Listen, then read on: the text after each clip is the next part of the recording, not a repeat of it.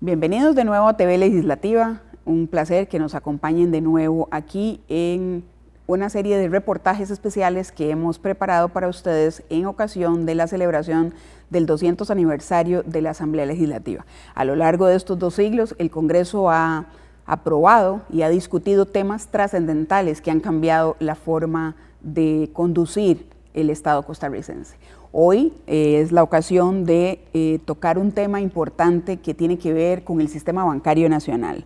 Es una ley que rompe el monopolio que tenía el Estado sobre las cuentas corrientes de los costarricenses, es decir, permitió esa apertura de las cuentas corrientes a la banca del sector privado. Nos referimos a la ley 7558 del año 1995, que pasó por varios procesos acá en el Congreso, primero en la Comisión de Asuntos Económicos, también hubo una comisión especial que analizó reformas financieras, una de ellas fue esta, y esta autorización también que da la Asamblea Legislativa incluye una disposición por parte de la ley que decía que un porcentaje de estos recursos captados por esa banca privada iban a pasar a los bancos públicos para que estos a su vez las utilizaran en proyectos para el desarrollo, préstamos para los ciudadanos en proyectos para el desarrollo.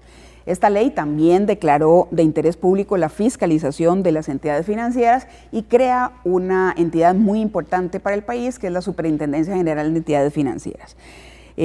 Lo que digamos daba mayor revisión, digamos, a todos los temas financieros del Estado.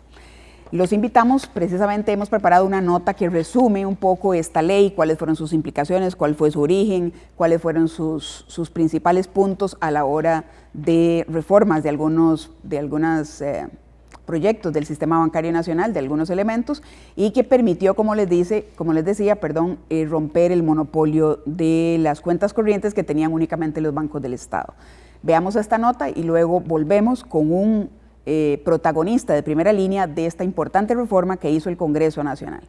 El sistema bancario nacional y en general el ámbito financiero ha sufrido cambios importantes a lo largo de los años. Algunas de esas reformas han pasado por la Asamblea Legislativa a lo largo de sus 200 años de historia. Quizás el primer gran cambio ocurrió el siglo pasado, cuando se aprobó en 1948 la nacionalización bancaria. La Junta Fundadora de la Segunda República promulgó el decreto número 71 del 21 de junio de ese año, que permitió precisamente esa nacionalización, dejando en manos del Estado la movilización de los depósitos del público. Anterior a esta fecha, existía en el país una banca eminentemente privada, sin ningún control estatal, que velaría por la buena marcha del sistema financiero existente. 77 años después, en 1995, se da otra importante reforma y es la que rompe ese monopolio estatal sobre cuentas corrientes, es decir, permitió la apertura de dichas cuentas a la banca del sector privado. Se trató de la Ley 7558 que se discutió ampliamente en la Asamblea Legislativa, en la Comisión de Económicos y luego en la Comisión Especial de Reformas Financieras. Siendo un cambio tan grande, hubo mucha discusión y polémica entre quienes defendían el papel del Estado y quienes abogaban por una apertura que permitiera una modernización del aparato bancario. La propuesta finalmente fue aprobada en 1995. Esto implicó enormes transformaciones en la forma en la que operan los bancos públicos, así como en sus planes estratégicos, los cuales no solo tienen un impacto en el sistema financiero nacional, sino también en toda la economía. La ruptura del monopolio estatal en 1995 le permite entonces a la banca privada entrar en el negocio de las cuentas corrientes, con la condición, eso sí, de destinar un 17% de esas captaciones a créditos de desarrollo, ya sea directamente o por medio de los bancos estatales. Esa ley también declaró de interés público la fiscalización de las entidades financieras y crea la Superintendencia General de Entidades Financieras, SUGEF, bajo la misma figura jurídica de la desconcentración máxima, pero esta vez dotada de mayores poderes y mayor autonomía administrativa, mediante la institución de su propio consejo directivo. Se pretendió con ello que hubiese un ente que velara por la estabilidad, solidez y eficiente funcionamiento del sistema financiero nacional, teniendo claro que la regulación y supervisión adecuadas de las entidades financieras es indispensable para el crecimiento económico sostenible del país. Regresamos a TV Legislativa y, como decíamos, estamos haciendo una serie de reportajes para llevarles a ustedes información en relación con la conmemoración que estamos teniendo durante este 2025 de los 200 años de la Asamblea Legislativa, y hoy específicamente estamos hablando de una ley que rompe el monopolio de las cuentas corrientes en manos del Estado y le da la posibilidad que la banca privada lo haga. Es la ley 7558 que se aprobó en el año de 1995 y no solo se aprueba esa apertura a nivel de la banca estatal, la banca privada, digamos, de cosas que venía haciendo solo la banca estatal, sino que también crea la superintendencia de entidades financieras. Repetimos esto, esta legislación se aprueba luego de no en corto tiempo, fue durante mucho tiempo que se llevó esta discusión en el Congreso. Para ello, hemos invitado al exdiputado e integrante de la Comisión de Asuntos Económicos, don Rodolfo Brenes, quien tuvo un papel protagónico en esta discusión importante que cambió el sistema bancario nacional. Don Rodolfo, un placer que nos acompañe hoy en TV Legislativa y rememorar un poco esas experiencias que tuvieron ustedes como diputados en esa época. Muchas gracias, doña Grete. La verdad es que sí, realmente fue... Bueno, mire, esto viene de atrás, tal vez haciendo un poquitito de retrotraerse en el tiempo, la crisis del 78-82, de la crisis del 86, la inflación, el desempleo, empezó a generar un caldo de cultivo porque de repente se dio cuenta que ese montón de dinero que tenían los bancos estatales y no estaba cumpliendo una verdadera función en cuanto a... Y luego, básicamente, la función del Banco Central lo teníamos haciendo funciones de estabilización monetaria, de acuerdo, de control de inflación, pero lo teníamos haciendo control fiscal. Cada vez que el Estado venía y tenía un déficit de presupuesto, emitía. Y claro, eso atizaba la inflación, y la inflación atizaba el desempleo, era un círculo vicioso. Y entonces si usted ve que habían 4 bancos del Estado con 7 directores, 28 directores, 28 directores aprobaban el crédito de todo este país. Entonces la intromisión política electoral de esos créditos era terrible. Cero tecnicismo en la aprobación de los créditos, disposiciones totalmente antojadizas, tanto del Banco Central hacia los bancos del Estado, como internamente los bancos del Estado asignando topes de cartera. Era un concepto totalmente rígido y al mismo tiempo bastante nefasto, porque la politización del crédito fue terrible, ¿verdad? Como le digo, 28 personas aprobaban el crédito de todo el país, porque las juntas directivas aprobaban crédito. Cosa que cuando yo llegué al Banco Nacional inmediatamente desmantelé y establecimos los comités de crédito que tenían características técnicas para el manejo de los recursos. Bueno, entonces hay un antecedente que es el desastre que había ya a nivel financiero, fiscal en este país, y además los organismos financieros internacionales, después de la ruptura de Carazo, con ellos nos dijeron, un momentito, nosotros lo seguimos financiando, pero ¿qué van a hacer ustedes en cuanto a reformas estructurales de su sistema financiero? Un banco central con capacidades y potestades fiscales, lo más lógico y lógico del mundo. Bueno, entonces se presenta la reforma a la ley del Banco Central y esa reforma incorporaba la apertura del monopolio de los depósitos, de las cuentas corrientes, la incorporación de los bancos, pero como había tanta oposición, para calmar unos sectores que estaban, bueno, hubo que calmar a muchos sectores, podemos hablar ahora de ese tema, pero algunos sectores decían, bueno, van a desmantelar la banca nacionalizada porque lo que quieren es privatizar el crédito y privatizar los bancos. Entonces tenías un montón de sindicatos bancarios y sindicatos en el país que apoyaban a los sindicatos bancarios diciendo, no, eso es una privatización encubierta.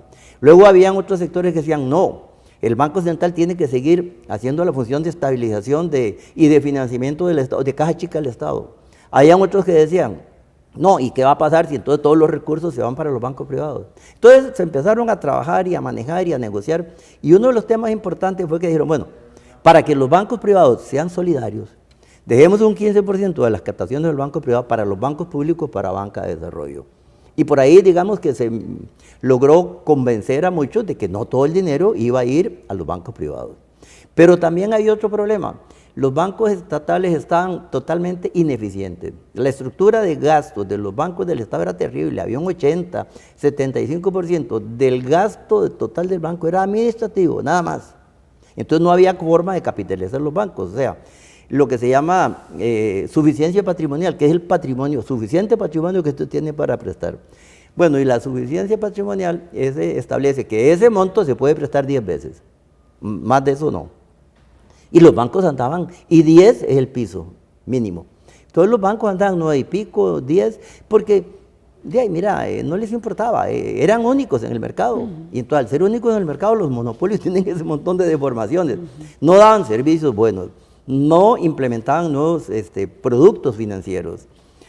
Su crédito era politizado, su aprobación era terriblemente ineficiente, la morosidad altísima, la cartera malísima y las ganancias daban vergüenza. Entonces, habían los elementos suficientes para que esto se diera, porque ya era mucho. Y aunque había una oposición enorme, y hubo una oposición enorme, se empezó a trabajar poniéndole el actual y lo que podía hacer. Claro que lo que podía hacer era algo que a la gente le preocupaba, porque todo el mundo decía, privatización, el Banco Central no va a poder ayudarnos en un momento de... Y fue todo lo contrario. Al banco se le dijo un momentito, al Banco Central, usted va a hacer política monetaria, política cambiaria, va a estimular la producción, va a controlar la inflación, pero usted no se va a meter en el financiamiento. O sea, la parte fiscal se la deja al Ministerio de Hacienda.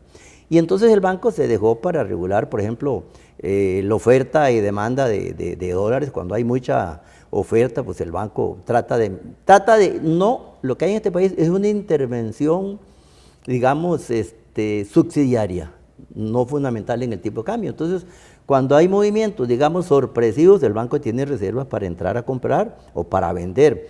Esa es una labor subsidiaria porque no es fundamental, no es que el banco dice el tipo de cambio es no, las fuerzas de mercado han influenciado en el tipo de cambio. Antes era el Banco Central el que decía cuánto valía el colón, y eso era nefasto porque tenía un montón de implicaciones de inflación, un montón de implicaciones políticas, había rigidez en la estructura del crédito. Entonces, esta reforma, desgraciadamente para muchos y dichosamente para el país, era necesaria.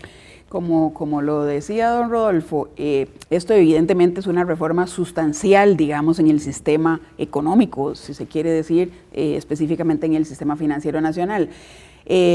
Como muchos de estos temas que hemos estado hablando en estos días a propósito de temas importantes, me imagino que ustedes determinaron que habían algunos mitos alrededor de esta apertura de los depósitos fundamentalmente y de esta ruptura de monopolio, un monopolio que venía de muchos años. Sí. ¿Cómo hicieron ustedes para ir derrumbando y cuáles fueron esos mitos, cuáles fueron los más importantes y los más difíciles, digamos, de dos vertientes. Una, la vertiente ideológica, político-partidista. Digamos que eso era fundamental porque Liberación y era un partido socialdemócrata, que eso era unas cartas de presentación, la nacionalización bancaria. Entonces hay un peso ahí, un bagaje de peso filosófico, ideológico, histórico de Liberación, por un lado. Obviamente que los partidos de izquierda iban a estar en contra, pero no, eran 2 diputados y entonces no había gran... Y la unidad, eran 25, estaba totalmente de acuerdo. Entonces habían dos posiciones político-electorales o político-administrativas diferentes. Liberación, digamos, abrumado por los hechos, empezó a darse cuenta que era imposible mantener un status quo en cuanto a la nacionalización. Luego vienen los sindicatos, fundamentalmente los sindicatos de los bancos que dijeron privatización encubierta. Y entonces usaron el argumento, eso va a quitar los recursos para el desarrollo. ¿Por qué? Porque se quería seguir con el cuento de los topes de cartera. Yo asignaba de 100 colones, 50 para agricultura, 30 para industria, 20, y eso era rígido, y eso no era cierto, no eran las fuerzas del mercado, y si un sector se dinamizaba, se acababa el tope de cartera. Y además se fijaban a dedo las tasas de interés. Y el gobierno, a través de los estudios, decía, bueno, fijen la tasa de interés, fijen los plazos, subsidios, o sea, era un relajo eso. Cuando eso se da y eso empieza a producir consecuencias nefastas, la gente se da cuenta que hay que hacer algo. Los organismos financieros, con el PAE-1, con Luis Alberto, con el gobierno de Rafael Ángel, con el gobierno de Oscar, ya era suficiente, ya no daban y dijeron, bueno, señores, hagan algo. O sea, no podemos seguir esta relojina que el Banco Central financia el déficit de presupuesto, que los bancos tienen un desorden en cuanto a que no hay productos financieros, que la morosidad de los bancos es alta, que las utilidades son bajas, que no capitalizan suficientemente. Entonces había todo y entonces los sindicatos pues tenían muchas preocupaciones, unas válidas y otras eran antojadizas y aprovechándose de ese bagaje ideológico que existía. Bueno, ¿qué se hizo? Se empezó a negociar con sectores, ¿verdad? Con sectores políticos, se recibió en la comisión a todos los representantes de los sectores sociales, económicos, políticos, y ahí llegaron las diferentes vertientes, los que estaban a favor, los que estando a favor tenían dudas, y los que estaban totalmente en contra, que eso no es que tenían dudas, es que no querían nada. Entonces se les garantizó, por ejemplo, a los sindicatos bancarios de que no iba a haber despidos masivos, de que no iba a haber privatización de los bancos del Estado, que los bancos privados iban a colaborar con el desarrollo nacional, de que no había injerencia política ya, sí en el nombramiento de junta directiva, que todavía siguió politizado por la asignación de crédito, pero en cuanto al Banco Central se estableció una independencia. ¿Por qué? Porque los nombramientos, aparte del que nombraba el presidente, que era el presidente del Banco Central, y los 3 ministros, los otros 3, eran nombrados, si bien es cierto por el Ejecutivo, 1 por la Universidad, 2 por el Ejecutivo, pero todos ratificados por la Asamblea Legislativa, lo cual es parte de lo que ha sido la institucionalidad de este país, el control de pesos y contrapesos, que es lo que realmente a algunos políticos no les gusta cuando quieren hacer actitudes o tienen actitudes totalmente populistas por un lado, demagógicas por otro y medio dictatoriales en la tercera vertiente. Entonces, todos esos detalles, ¿verdad? La parte ideológica fue la más fuerte. La parte, digamos, de prebendas personales de los sindicatos y de otros sectores que habían lucrado de esa forma de hacer política, y algunos partidos que veían, o algunos no partidos, sectores de los partidos que veían un riesgo en que ese Banco Central no fuera la caja chica, a la cual cada vez que faltaba plata, pum, metían la mano y le decían, emitía, aumentaba la inflación, pero el gobierno financiaba el déficit del presupuesto. Entonces, se hizo una negociación política, se hizo una negociación sectorial, social y gremial. Entonces, fueron varias fases, o sea, evidentemente implicó mucho diálogo, para ustedes era imposible en ese momento pensar, a pesar de que tenían una estructura de votos importante, imponer una posición, sino que supongo que tuvieron también que ceder algunas posiciones, sí, claro, explicar algunas posiciones. El proyecto se cribó, se mejoró, en otras partes se diluyó un poquitito, pero nunca se afectó la esencia. Que la esencia era la independencia del Banco Central, que la esencia era que los depósitos ayudaran para abrir el mercado de cuentas corrientes, para dinamizar un sector financiero que estaba totalmente arcaico, obsoleto, sin productos financieros adecuados y con una rigidez e inmovilidad por los topes de cartera y por la dirección política. Entonces, era modernizar el sistema financiero a través de una reforma al Banco Central que contempló, pero al mismo tiempo, como la gente tenía preocupación de que los bancos, y sobre todo venía lo del Banco Anglo recién pasado, la gente tenía miedo de que esto fuera una crisis bancaria. Entonces se estableció la Superintendencia de Entidades Financieras, que también era un ente de desconcentración máxima. Entonces, con regulaciones, y ya empezaron las regulaciones de suficiencia patrimonial, de endeudamiento, de crédito, de calce de plazos, de calce de monedas, en fin, un montón de términos o condiciones o normas que no existían antes de esto. Y además me imagino que eso le brindaba también al inversionista seguridad jurídica sobre lo que iba a ser Evidentemente ha dicho usted una cosa fundamental. Al modernizar el sistema financiero, al darle seguridad al inversionista, mucha gente vino aquí, y además el Banco Central, a través de la tasa de política monetaria, que es una tasa que es un promedio de las tasas y que se fija por una comisión de política monetaria que hay en el Banco Central, que se está revisando, es un mecanismo que el Estado, a través del Banco Central, o que el Banco Central independientemente tiene, para promover flujos hacia acá. Cuando usted sube un poco la tasa, usted promueve que venga plata, ¿verdad? Que venga. Lo que pasa es que, entonces, cuando puede ser que hay mucho liquidez, se baje la tasa de interés para desincentivar el ahorro, bueno, o al revés, se aumenta para que la gente meta la plata al ahorro y no lo saque. Quita el circulante a través de tasas. Tiene el Banco Central la potestad que se le dio ahí para poder manejar la inflación, y la inflación la puede manejar por varias formas, ¿verdad? Y una de ellas es el circulante que hay en la calle, y entonces también puede favorecer el crédito. Cuando baja la tasa de política monetaria, baja tasas de interés para sectores productivos. Entonces, O sea, el banco adoptó una participación más versátil, más eficiente, más moderna, y eso conllevó a que hubiera confianza en el sistema financiero. Don Rodolfo, precisamente nos encontramos en el plenario legislativo, que fue el que tuvo la responsabilidad en este salón, que ya no es donde sesiona actualmente la Asamblea, pero es el plenario antiguo, digamos. Aquí fue donde se toma la decisión final, después de que el proyecto vino de discutir, de una discusión amplia que usted nos acaba de relatar, tanto en la Comisión de Económicos como en la Comisión de Reformas Financieras del Sistema Financiero, y es aquí, en este plenario, donde se toma la decisión final y se vota a favor en el año 1995. ¿Cuál fue la parte más difícil, digamos, para lograr? Porque usted me decía, bueno, sí, habían sectores que estaban en contra. Eso me imagino se reflejaba también a nivel de las fracciones que estaban aquí representadas. ¿Cómo fue esa negociación y cómo se da finalmente esa votación? Bueno, la votación se da cuando agotamos todas las dudas. Bueno, siempre hubo sectores opuestos, ¿verdad? Ahí sí que... Pero ya digamos que no llegaron a manifestaciones callejeras como en el combo del ICE. Es que el peso de la evidencia era tan grande que la oposición que realmente se hizo, y muy fuerte, pero muy fuerte, también tenía sus puntos débiles, ¿verdad? Porque era muy difícil defender, por ejemplo, recién pasado lo del Anglo, cualquier otra crisis financiera. En 1980 finales, varios bancos privados quebraron por una falta de una supervisión adecuada. Entonces se estaba dando la supervisión a través de la SOGEF, se estaba quitando al Banco Central del manoseo político, se estaba poniendo a competir los bancos del Estado. Bueno, capten dinero, sí, pero empiecen a dar seguridad financiera, hagan una educación financiera del costarricense a través de productos que se generaban, que no lo generaban porque con la competencia cero, pues sí, era muy cómodo no hacer nada. Y era muy cómodo no ganar porque por eso siempre iban a seguir.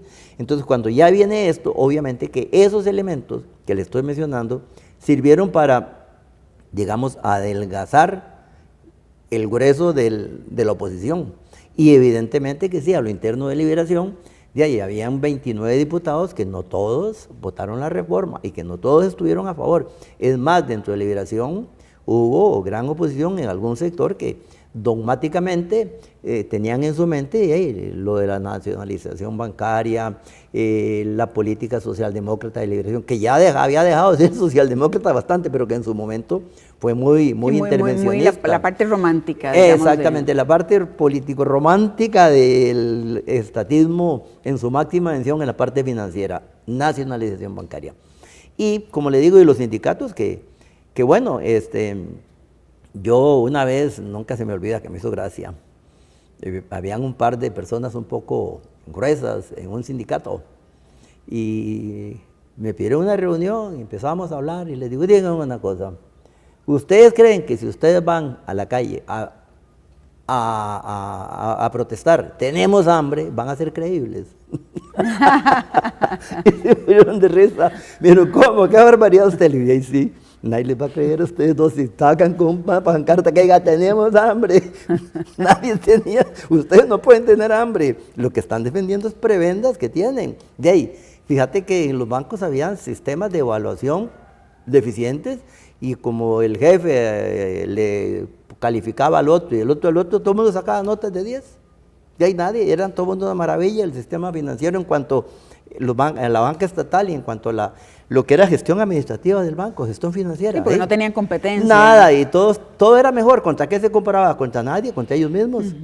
Y si yo me comparo para mí, me parece que estoy bien, que mido lo suficiente, que tengo suficiente, digamos, inteligencia, que hasta guapo me veo, ¿verdad? Entonces es muy fácil, cuando no hay contra qué medirse, siempre estás bien. Usted ahora nos mencionaba esa anécdota que fue, digamos, extra legislativa porque eran sectores sindicales.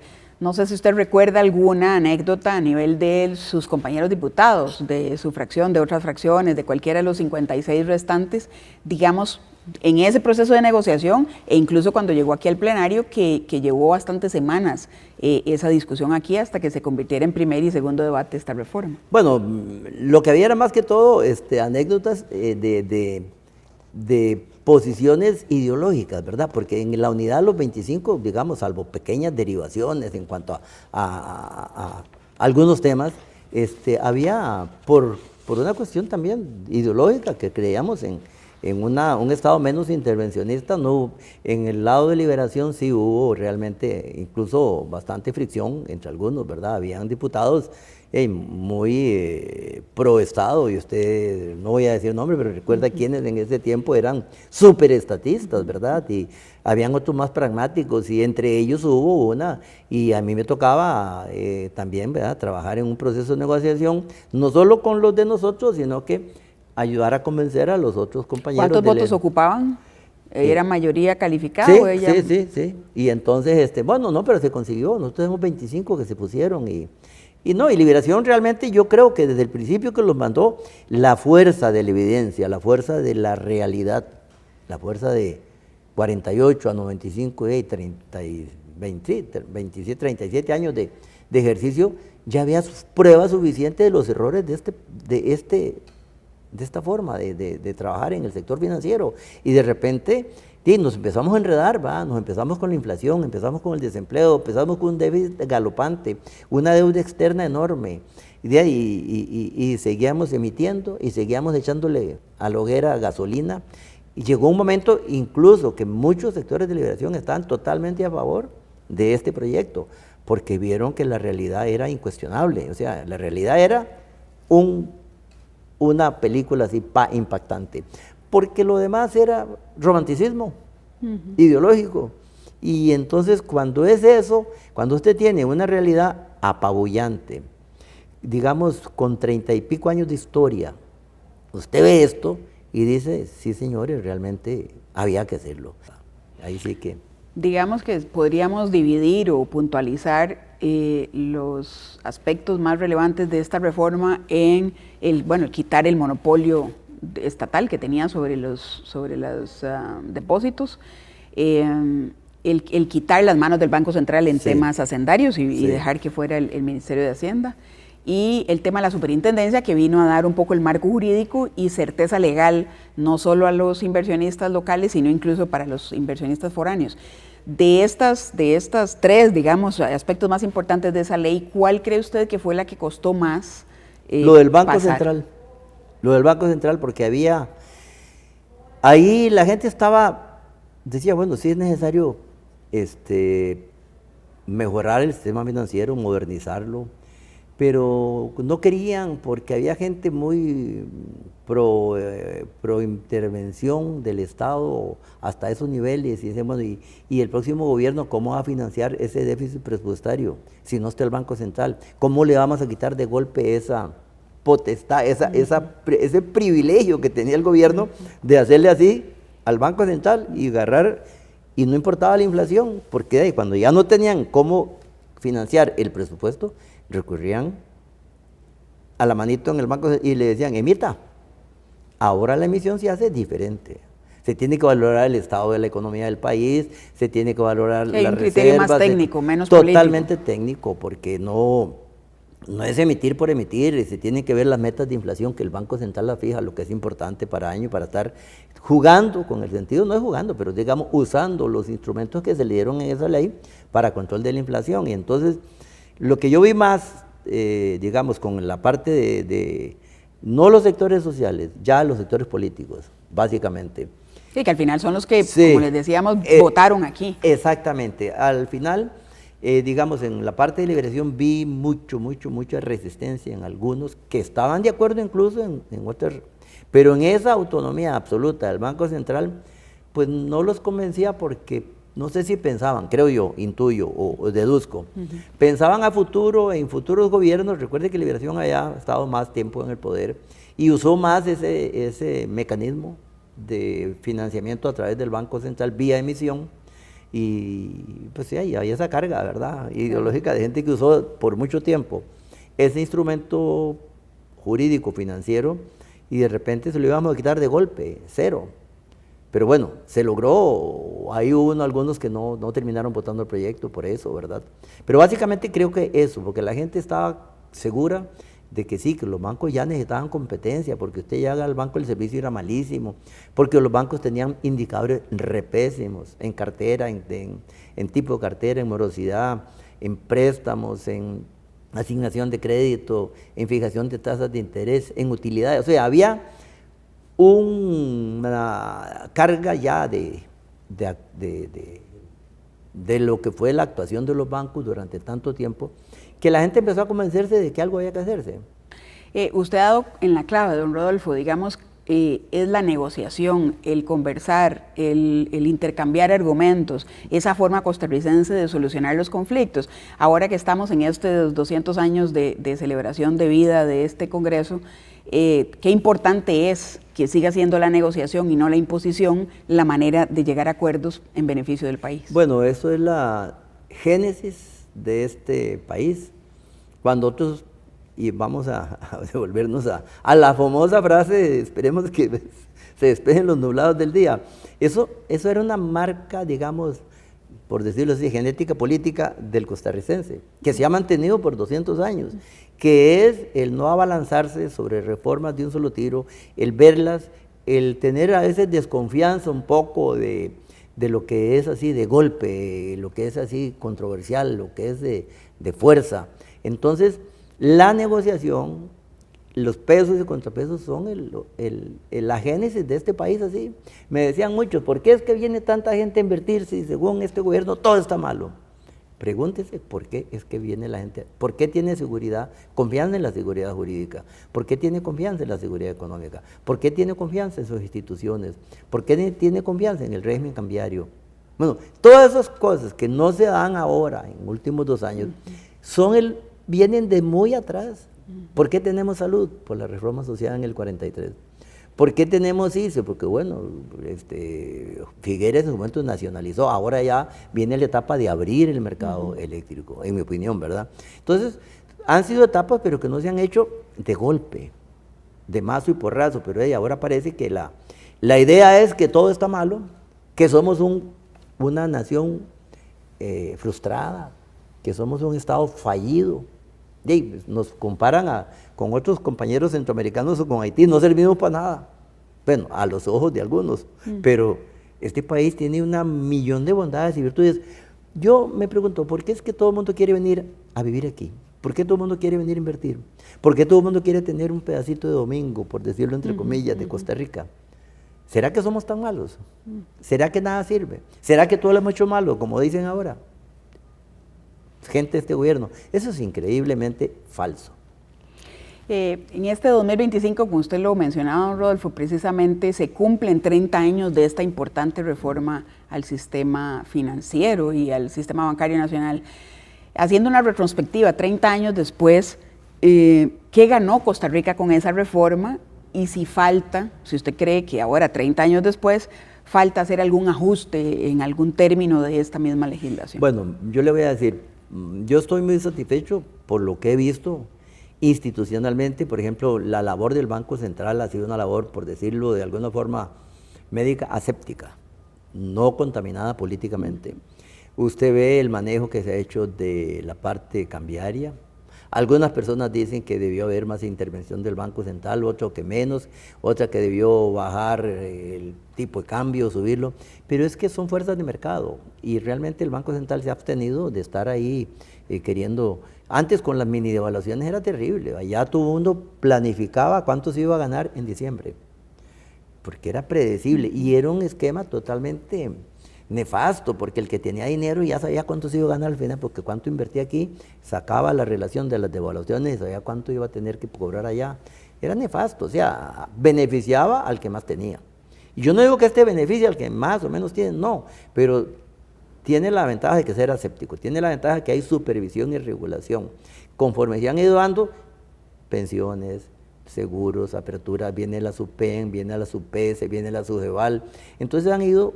Y claro que hemos tenido problemas muy serios en el sector financiero, Banco Anglo y otros, y cooperativas y bancos cooperativos, bancos federados, pero cada día es más fuerte y más consolidado el sistema financiero, primera ventaja. Segunda ventaja, la oferta de productos financieros cada día es más grande, la diversificación y la innovación de los bancos cada día es mayor, la interacción de los bancos con agentes internacionales cada día es mejor, y usted tiene un crédito que todavía falta en la banca de desarrollo, para mí, más agilidad en la adjudicación del crédito, pero que en términos generales es un crédito que también ha sido aséptico, es un crédito que salvo contados casos de corrupción, que ya esos son difíciles de prever, el crédito tiene, usted ve las tasas de morosidad de los bancos son muy adecuadas y las tasas de utilidad. Le voy a contar un ejemplo. Este año el Banco Nacional se ganó 99.000 millones de colones, la cifra histórica más alta que tiene el Banco Nacional como utilidades. Cuando yo estuve en ese banco, el primer año creo que fueron 7.000 millones. O sea, hicimos un montón de reformas que fueron y que dan frutos ahora. Y bueno, y en cuanto a superintendencia de general de entidades financieras, su jefe le dio una calificación altísima, la más alta que también ha recibido el banco. Entonces usted ve ya los operadores financieros estatales operando en condición de competencia. Y cada día tienen que ponerse más porque vienen otros bancos que vienen con nuevos productos financieros y entonces aquí sale ganando el público, sale ganando el inversionista, hay confianza del sector financiero externo en nosotros y prueba las calificaciones que estamos teniendo. Y no es obra de un gobierno, no, es obra de muchos gobiernos que han venido poniendo bases. La ley de empleo público, la regla fiscal, los programas de ajuste estructural, la reforma al Banco Central, las reformas fiscales. O sea, el país ha ido caminando en la senda indicada y este gobierno está recogiendo de ahí los beneficios de 4, 5, 6 administraciones anteriores que le han dejado un entramado institucional y jurídico adecuado. Entramado institucional y jurídico que yo veo que como que ahora se quiere pisotear. Y qué incongruencia, cuando eso es lo que está dando en este país los resultados que tenemos, querer defenestrar a esa institucionalidad es un contrasentido. Perfecto, don Rodolfo, le agradecemos su presencia en TV Legislativa. En otro momento lo vamos a invitar para hablar un poco sobre el ámbito político en el que estamos ahorita de cara a lo que se viene. Esperemos que sean muchos más años ahí del Congreso. Agradecemos a don Rodolfo, como les decía, don Rodolfo Brenes es exdiputado actualmente y él fue una de las personas principales, digamos, en esta gestión de esta importante ley que vino a romper el monopolio estatal en cuanto a depósitos bancarios y le dio la posibilidad también de la creación de la Superintendencia General de Entidades Financieras, que vino a dar un marco jurídico que no existía y vino a dar un poquito más de seguridad en este campo tan sensible para la economía nacional. Les invitamos a seguir con TV Legislativa, tenemos muchísimo más información en el marco de estos 200 años que celebra en este 2025 la Asamblea Legislativa.